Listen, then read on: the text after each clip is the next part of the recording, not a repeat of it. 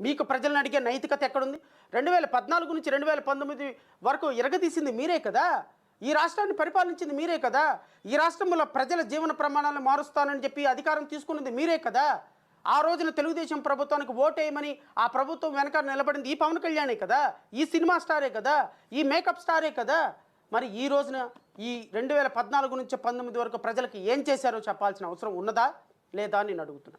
నేను ఈ రాష్ట్ర ప్రజలకు మీ ద్వారా రాష్ట్ర ప్రజలకి మీ ప్రభుత్వంలో జరిగినటువంటి అన్యాయాలు నేను ఏ అంశమైనా సరే స్టాటిస్టికల్ రిపోర్ట్తోనే మాట్లాడుతున్నాను తప్ప ఒక్క సందర్భంలో కూడా మసిగుడ్డ కాల్చి ముఖాన పడేసేటువంటి అవకాశం చేసేటువంటి ప్రయత్నం నేను చేయను రాష్ట్ర ప్రజలు. ఎందుకంటే రాష్ట్ర ప్రజలందరికీ కూడా ఒక నిజమైనటువంటి వాస్తవాలు తెలియాలి. నిజాలు చెప్పాల్సిన బాధ్యత నా మీద ఉంది.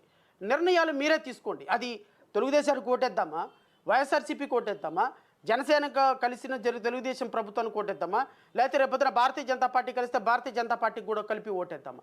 ఈ నిర్ణయాలు తీసుకోవాల్సింది ఈ రాష్ట్రంలో ఉన్నటువంటి యువత, ఈ రాష్ట్రంలో ఉన్నటువంటి మేధావి వర్గం, ఈ రాష్ట్రంలో ఉన్నటువంటి మహిళలు, ఈ రాష్ట్రంలో కాయ కష్టం చేసుకున్నటువంటి కూలీనాలు చేసుకున్నటువంటి అన్నలు అక్కలు నిర్ణయం తీసుకోవాలి.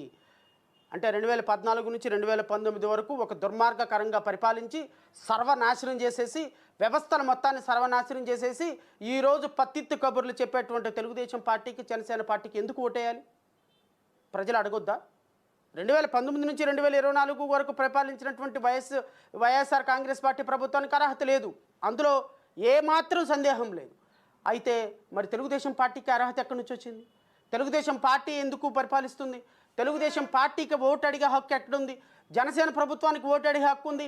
2014 నుంచి 2019 వరకు ఈ రాష్ట్రంలో ఉన్నటువంటి కొన్ని కోట్ల మంది ప్రజల మనోభావాలు దెబ్బతీసినటువంటి రైతుల మనోభావాలు దెబ్బతీసినారు. ఎస్సీ ఎస్టీలని దుర్మార్గకరంగా సర్వనాశనం చేశారు. ఎస్సీ ఎస్టీలని ఆర్థికంగా అణగదొక్కారు.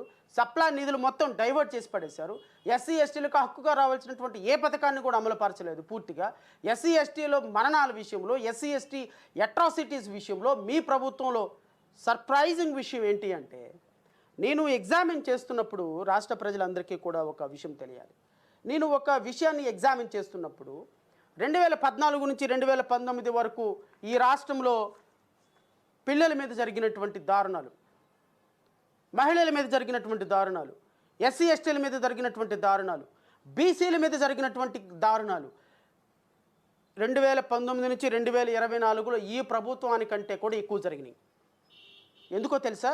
ఇవి స్టాటిస్టిక్స్, అవి నేను చెప్తానో మీరు చెప్తానో ఒకసారి గూగుల్కి వెళ్ళండి. 2015వ సంవత్సరంలో ఈ రాష్ట్రంలో పిల్లల మీద 489 రేపులు జరిగినాయి ఈ రాష్ట్రంలో. ఎక్కడ దాక్కున్నావా పవన్ కళ్యాణ్? నువ్వు ఎక్కడ దాక్కున్నావు పవన్ కళ్యాణ్? ఎక్కడ దాక్కున్నావు నారా లోకేష్? ఎక్కడ దాక్కున్నావు చంద్రబాబు నాయుడు?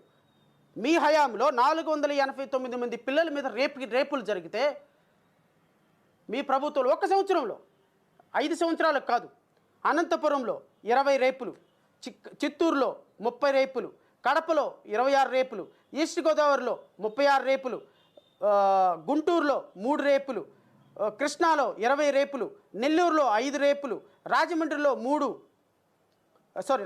29, తిరుపతి అర్బన్లో 15, విజయవాడ సిటీలో 30, విజయవాడ రైల్వే జోన్లో 1, విశాఖపట్నంలో 28, విజయనగరంలో 13, వెస్ట్ గోదావరిలో అత్యధికంగా 89 రేపులు. అంటే చిన్నపిల్లల మీద 489 రేపులు ఈ ప్రభుత్వంలో 2016వ సంవత్సరం 15వ సంవత్సరంలో ఒక్క సంవత్సరంలో ఆడపిల్లల మీద జరిగితే వీళ్ళొచ్చి మా ప్రభుత్వం సస్యశ్యామలు, మాది అద్భుతమైనటువంటి ప్రభుత్వం, మా ప్రభుత్వంలో చూసారా ఎంత అద్భుతంగా పిల్లల్ని మేము కాపాడామో, ఎంత అద్భుతంగా ఉమెన్స్ని కాపాడామో అని చెప్పి ఈ సొల్లు కబుర్లు చెప్తూ ఉంటారు.